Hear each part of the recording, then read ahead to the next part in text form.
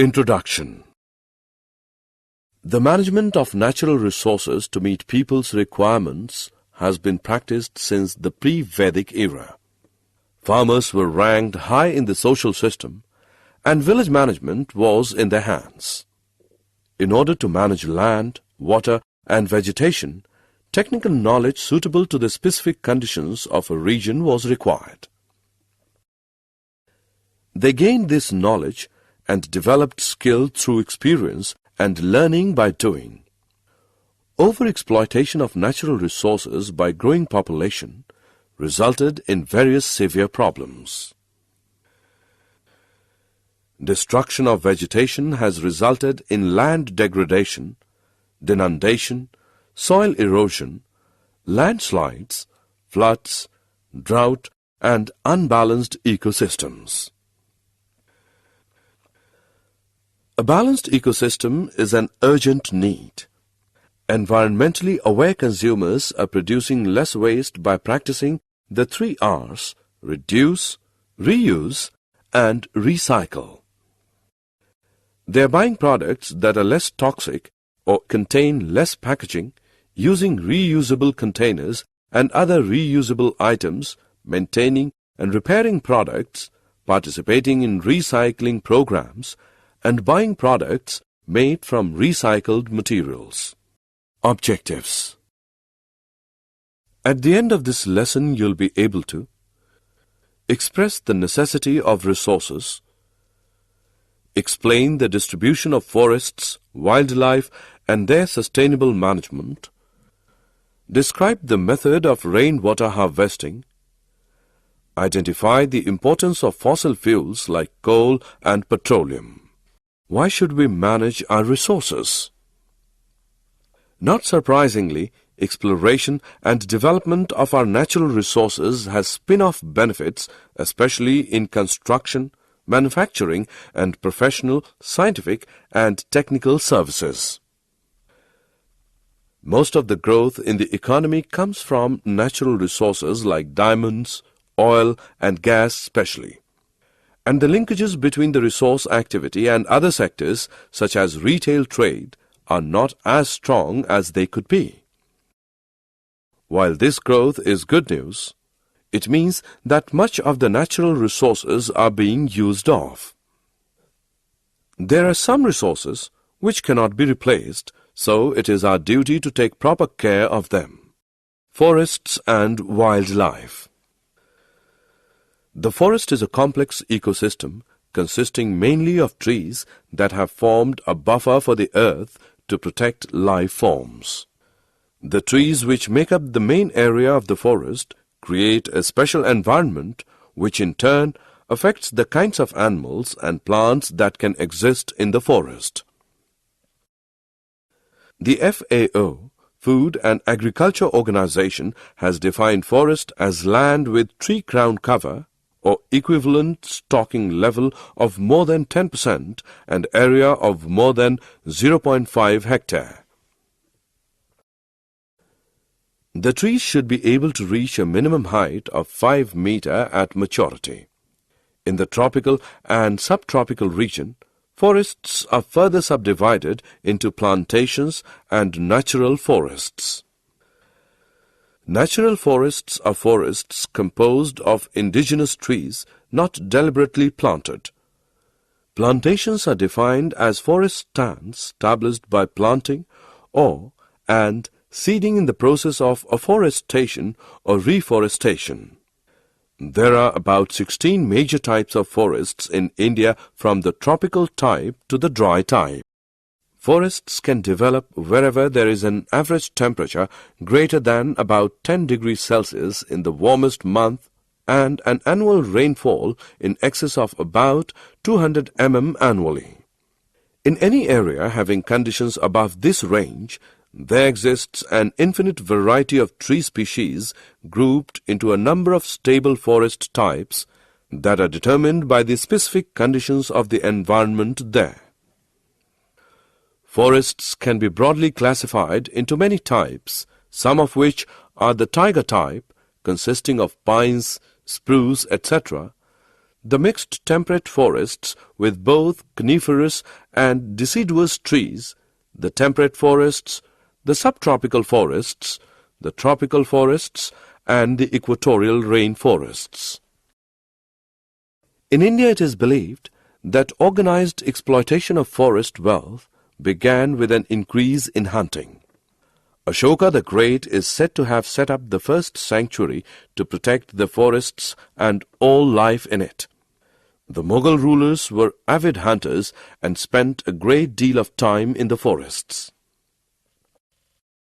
It was during the British rule that the first practical move towards conservation in modern times took place. They established reserved forest blocks with hunting by permit only.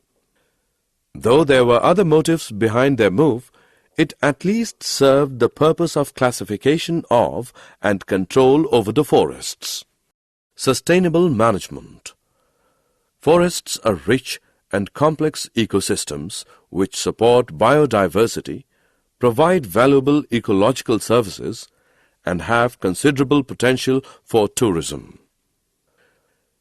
In particular, millions of poor people depend on forest ecosystems for food, water, fuel, fiber, and both timber and non-timber products, indeed for their very survival. To achieve sustainability, there must be a rethinking of what we consider a basic need. It is common in our society to say that we need a given resource, but how much of it do we really need to use? Also, how do we decide what the basic needs of our ecosystem and the organisms living within it are? Defining what constitutes a basic need is perhaps the greatest challenge to adopting sustainable practices in our daily lives, as interpretations of need vary widely from region to region, village to village, and even from person to person. While ecologists are usually averse to putting a price on what is considered invaluable, the people argue convincingly that by not considering the economic benefits of forests, their conservation status is actually undermined because their diverse economic contributions remain largely unrecognized or undervalued. Water.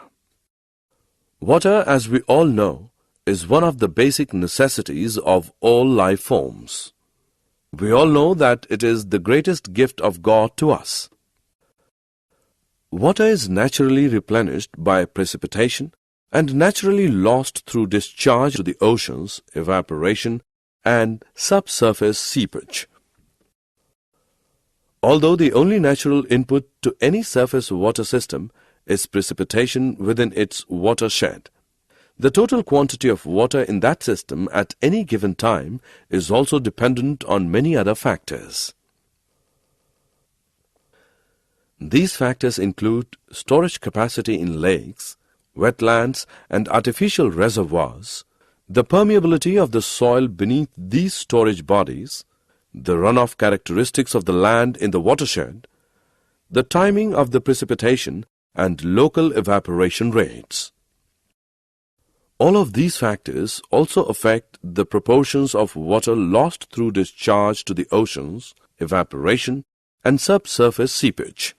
Human activities can have a large impact on these factors. Humans often increase storage capacity by constructing reservoirs and decrease it by draining wetlands.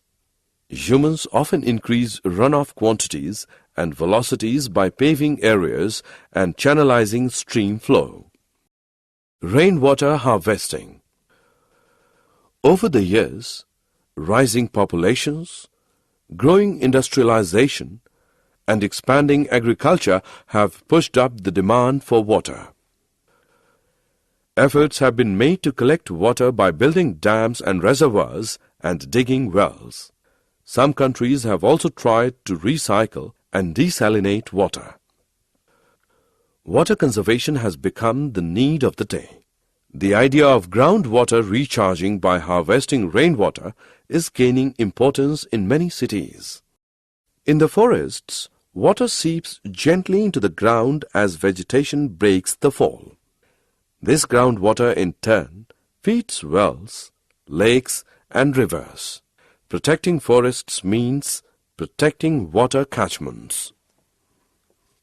In ancient India, people believed that forests were the mothers of rivers and worshipped the sources of these water bodies.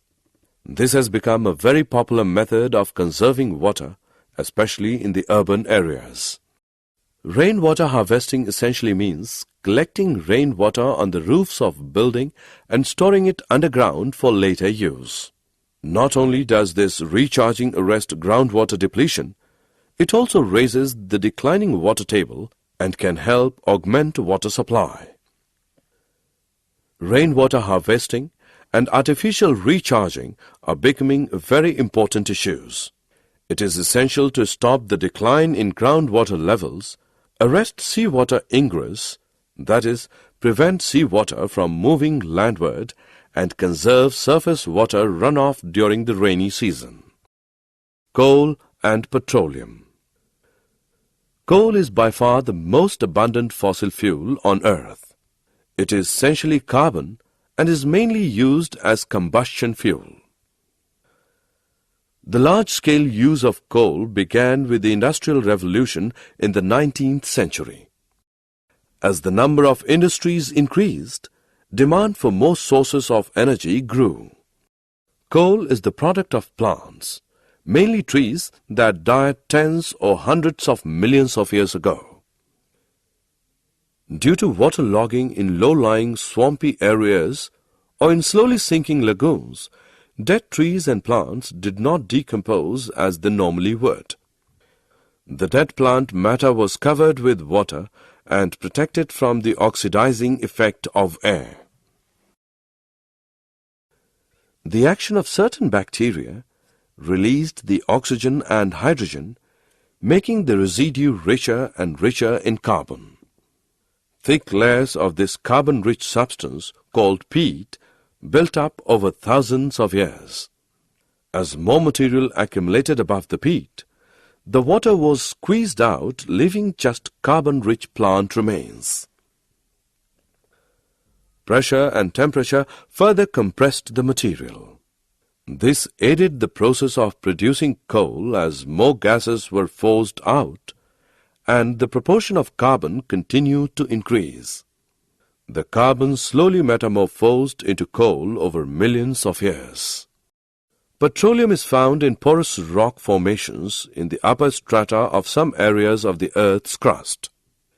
Known reserves of petroleum are typically estimated at around 1.2 trillion barrels, with at least one estimate as high as 3.74 trillion barrels. Consumption is currently around 84 million barrels per day or 31 billion barrels per year. Because of reservoir engineering difficulties, recoverable oil reserves are significantly less than total oil in place. At current consumption levels, current known reserves would be gone in about 32 years, around 2039. However, this ignores any new discoveries, changes in demand, better technology, population growth, industrialization of third world countries, and other factors. While oil is expected to remain a major source of energy in coming years, alternative energy development such as solar power, wind power, butanol, ethanol, photovoltaic, nuclear power, hydrogen, or oil from oil shale and oil sands may increase in significance. Coal may also increase in use because of its existence in vast quantities in rapidly developing countries such as China and India, which are exempt from controls under the Kyoto Protocol. 3 R's: reduce, reuse, and recycle. Reduce unnecessary waste by avoiding pointless purchases. Items that are rarely get used can be borrowed or shared with others. Buy bottles instead of cans and rechargeable batteries. Reuse items that you would normally consider as rubbish because sometimes it could be used for other purposes. Instead of throwing items away, Reduce waste by using them for other purposes. Paper and envelopes can be used as scrap paper for making notes. Recycle the waste products from which you can conserve some amount of energy. Make sure you have a recycle bin at your home. Keep it in an obvious place so that you will not forget to use it. Summary. Let us summarize what we have learned. Most of the growth in the economy comes from natural resources like coal, oil, and gas especially. The forest is a complex ecosystem consisting mainly of trees that have formed a buffer for the earth to protect life forms. The FAO, Food and Agriculture Organization, has defined forest as land with tree crown cover or equivalent stocking level of more than 10% and area of more than 0.5 hectare. In the tropical and subtropical region, forests are further subdivided into plantations and natural forests. Ashoka the Great is said to have set up the first sanctuary to protect the forests and all life in it. The British established reserved forest blocks with hunting by permit only. Water is naturally replenished by precipitation and naturally lost through discharge to the oceans, evaporation, and subsurface seepage. Rainwater harvesting essentially means collecting rainwater on the roofs of buildings and storing it underground for later use. Coal is the product of plants, mainly trees, that perished tens or hundreds or millions of years ago.